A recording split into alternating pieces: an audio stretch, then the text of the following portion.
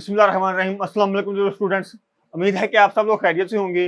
जैसा कि आप सब लोगों को अच्छे तरीके से इस चीज़ का इल्म है कि ओवरऑल पूरे पंजाब के बोर्ड्स का सिलेबस जो है फर्स्ट ईयर का वो चेंज कर दिया गया है। तो हम लोगों ने फिलहाल जो कंपलसरी सब्जेक्ट हैं फर्स्ट ईयर के न्यू सिलेबस के मुताबिक हमने उसका जो लेक्चर सीरीज है उसको हमने स्टार्ट किया है। तो फिलहाल जिस सब्जेक्ट को हम लोग डील कर रहे हैं या जिस सब्जेक्ट के ऊपर हम लोग लेक्चर को हम बना रहे हैं, जिसकी लेक्चर सीरीज बन रही है, वो तर्जुमातुल कुरान है। तो अभी तक अगर आप लोगों ने हमारा तर्जुमातुल कुरान फर्स्ट ईयर का पेयरिंग स्कीम वाला ये वाला अगर आप लोगों ने अभी तक हमारा लेक्चर नहीं देखा है तो आप लोगों को चाहिए कि आप लोग पहले इसको विजिट करें, ताकि आपको ये समझ आ सके कि जो बेसिकली पेयरिंग स्कीम है तर्जुमातुल कुरान फर्स्ट ईयर की, वो बेसिकली आपको अच्छे नंबर लेने में किस तरह से मुफीद या कारआमद साबित हो सकती है।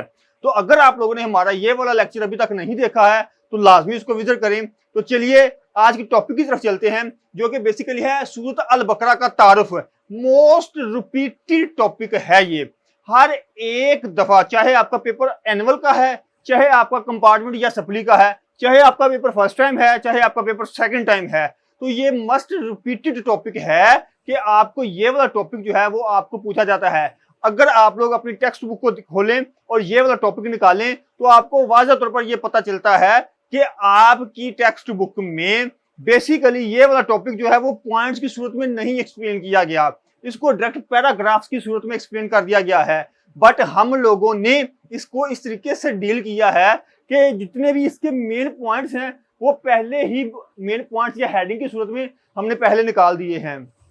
इससे सबसे पहला जो फायदा ये होता है कि जो एस्पायरेंट होता है उसको ये फिंगर टिप्स पर तैयार हो जाते हैं और पूरा टॉपिक वो इजीली कवर कर लेता है।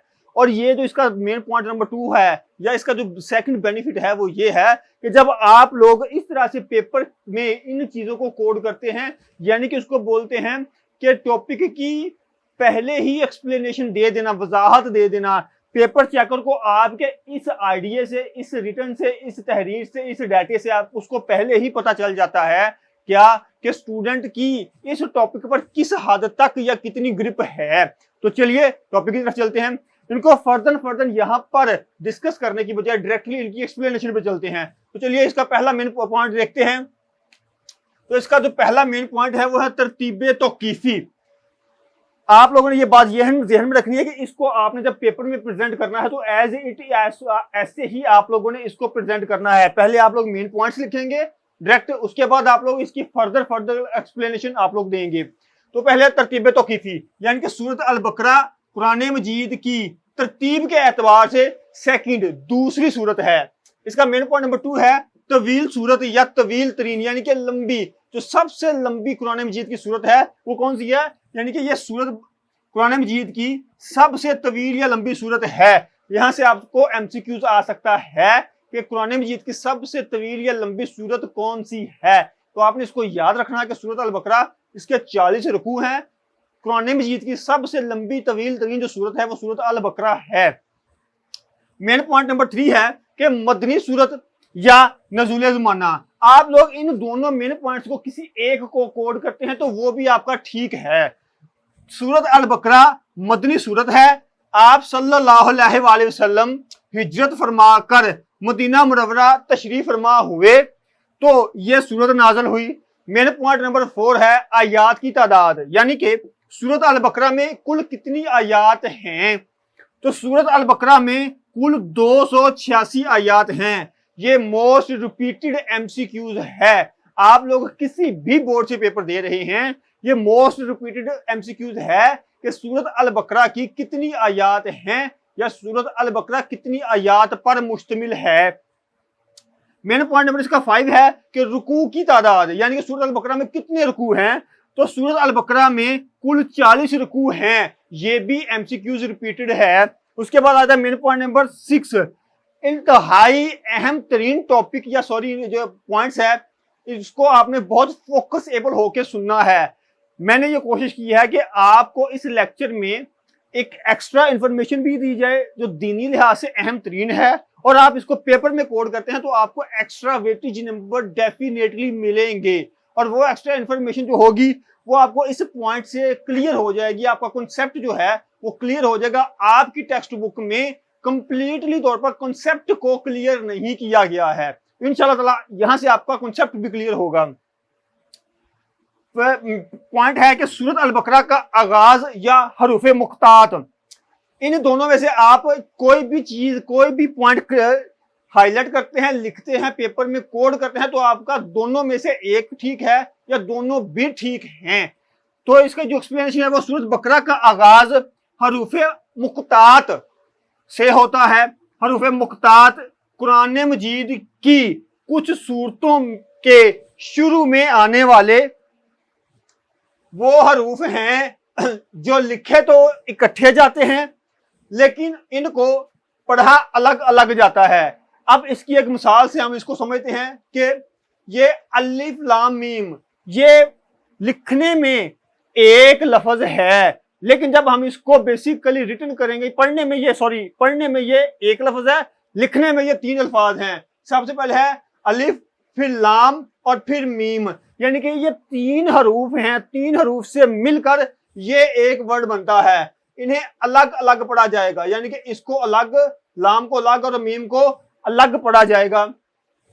हरूफ मुख्तात के अल्फाज की जो कुल तादाद है वो 14 है और ये 29 सूरतों के शुरू में आते हैं। यहां पर मैं आपको एक और एक्स्ट्रा इंफॉर्मेशन कोड कर दूं, जैसा कि आप लोग, आपकी स्क्रीन आप लोग देख रहे हैं ये, कि इसकी जो आपको इंफॉर्मेशन है आपकी टेक्स्ट बुक में नहीं दी गई है।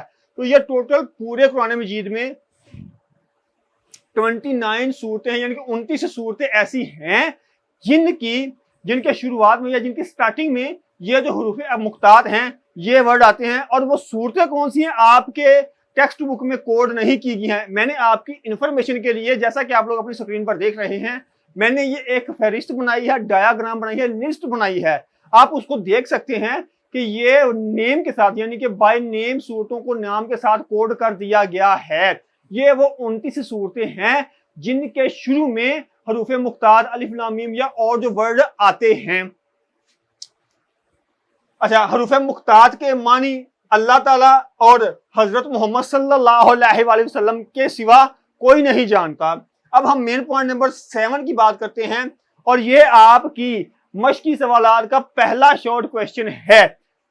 यह शॉर्ट क्वेश्चन आपको 2 तरीकों से पूछा जा सकता है कि सूरत अल बकरा की जो वजह तस्मिया है वो बयान करें, या सूरत अल बकरा को ये नाम क्यों दिया गया है। ये आपके मशकी सवालात का पहला एक क्वेश्चन है जो डेफिनेटली हर पेपर में रिपीट होता है, तो आपने इसको अच्छे तरीके से तैयार करना है। सूरत अल बकरा की आयत नंबर 67 से 73 तक में इसमें गाय का वाकया मजकूर है। मजकूर कहते हैं दर्ज है, लिखा गया है, बयान किया गया है, जिसे ज़िबा करने का हुक्म बनी इसराइल को दिया गया था, क्योंकि बकरा अरबी जुबान में गाय को कहते हैं, इसलिए इस सूरत का नाम सूरत अल बकरा है। मैं फिर ये कह रहा हूं, ये मोस्ट रिपीटेड शॉर्ट क्वेश्चन है, आपने इसको अच्छे तरीके से प्रिपेयर करना है। अब मेन पॉइंट नंबर 8 को पढ़ते हैं कि सूरत अल बकरा के दीगर नाम, ये आपकी टेक्स्ट बुक में वाज़ह तौर पर मेंशन ही नहीं है।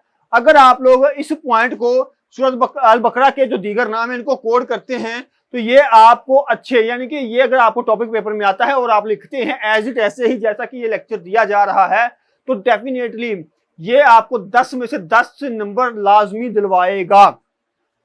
तो आप सल्लल्लाहु अलैहि वसल्लम ने सूरत अल बकरा को मुख्तलिफ नामों से बयान फरमाया है। सबसे पहला नाम है अलसनामुल कुरान। ये आपने ये बात ज़हन में रखनी है, जब आपने सूरत का नाम लिखना है वो मार्कर के साथ लिखना है और साथ में आपने इसका ट्रांसलेशन उर्दू तर्जमा भी लाजमी कोड करना है। इसका मतलब है कुरान मजीद की चोटी। उसके बाद अल-फस्तातुल कुरान, यह है कुरान मजीद का खैमा। उसके बाद है कि सैयद अल कुरान, यानी कि कुरान मजीद की सरदार सूरत। उसके बाद 4 नंबर पे सूरत अल दीन, यानी कि दीन की सूरत। उसके बाद आ जाता है जहरवान, यानी कि सूरत अल बकरा और सूरत अल इमरान को जहरवान भी कहा गया है, यानी कि 2 सूरतें, 2 रोशन सूरतें। अगर बात करें मेन पॉइंट नंबर 9 की, तो है सूरत अल बकरा में गाय का वाकया। ये बेसिकली टोटली आपको खुली तौर पर डिफाइन नहीं किया गया है, اس میں بہت ایکسٹرا انفارمیشن ایڈ کی گئی ہے. اس میں جو اتھینٹک انفارمیشن ہے یہ بیسیکلی کیا ہے کہ اس کو اخذ کہاں سے کیا گیا ہے. یہ ایک بک ہے تفسیر خازان, اس بک میں سے اس کو لیا گیا ہے, اس کی ڈیٹیل کو لیا گیا. یہ بہت اتھینٹک بک ہے اس حوالے سے, تفسیر کے حوالے سے. تو اب ہم اس کو پڑھتے ہیں کہ اس میں کیا بیان کیا گیا ہے. واقعہ یوں ہے کہ بنی اسرائیل میں عامل, لفظ کیا ہے عامل نامی آدمی کے ایک بھتیجے نے دولت کی خاطر اپنے سگے چاچا کو قتل کر دیا, جبکہ لوگوں کو اس کا قاتل معلوم نہ تھا. تو اللہ تعالیٰ نے بنی اسرائیل کو حکم دیا کہ ایک گائے ذبح کر کے اس کے گوشت کا ٹکڑا مقتول کو مارا جائے. یعنی کہ مقتول کون ہے؟ جس کا قتل ہو گیا ہے, جو بندہ دنیا سے چلا گیا ہے, جو مر گیا ہے, مارا جائے. بنی اسرائیل گائے ذبح نہیں کرنا چاہتے تھے کیونکہ ابھی بھی ان کے اندر گائے کی پوجا کے کافی اثرات جو تھے وہ بیسیکلی باقی تھے. بعد ازاں سے مراد ہوتا ہے اس کے بعد اللہ کے حکم سے گائے ذبح ہوئی, گائے کے گوشت کا ٹکڑا مقتول کو مارا گیا, جس کے نتیجے میں اللہ تعالیٰ کے حکم سے مقتول نے زندہ ہو کر اپنے قاتل کا نام بتا دیا. اس کے بعد قاتل کو قصاص کے بدلے قتل کیا گیا. یعنی کہ قتل کے بدلے قتل, جیسا کہ اسلامی قوانین میں واضح طور پر اللہ تعالیٰ اور آپ صلی اللہ علیہ وسلم نے واضح طور پر اس چیز کا بیان فرمایا ہے. اور اس کی میں نے آپ کو پہلے بتا دیا, یہ جو ماخذ ہے یہ بیسیکلی تفسیر الخزان ہے, یہ بہت اتھینٹک بک ہے, اس میں سے اس چیز کو لیا گیا ہے. اور یہ آپ نے پیپر میں اس چیز کو, اس پوائنٹ کو ڈیفینیٹلی کوڈ کرنا ہے. یہ بہت ایکسٹرا انفارمیشن والی چیز ہے, اس کو آپ نے لازمی طور پر کوڈ کرنا ہے. اور وہ یعنی کہ جو آدمی قتل ہوا تھا اس کا نام بھی آپ نے مارکر کے ساتھ ہائی لائٹ کرنا ہے. یہ بہت نایاب چیزیں ہیں جو ریسرچ کے بعد آپ کے سامنے پریزنٹ پیش کی جا رہی ہیں. مین پوائنٹ نمبر 10 ہے جی آیت دین, یعنی کہ سورۃ البقرہ کی آیت 282 ہے جسے آیت دین کہا جاتا ہے یا کہتے ہیں. اس کے بعد مین پوائنٹ نمبر 11 ہے آیتوں کی سردار آیت. قرآن مجید کی تمام آیتوں کی سردار آیت آیت الکرسی ہے, جو کہ 255 میں, یعنی کہ جس کی آیت کا جو نمبر ہے وہ 255 ہے. اس کے بعد مین پوائنٹ نمبر 12 ہے, اور یہ اس ٹاپک کا لاسٹ پوائنٹ ہے, موضوعات اور مضامین میں نمایاں فرق.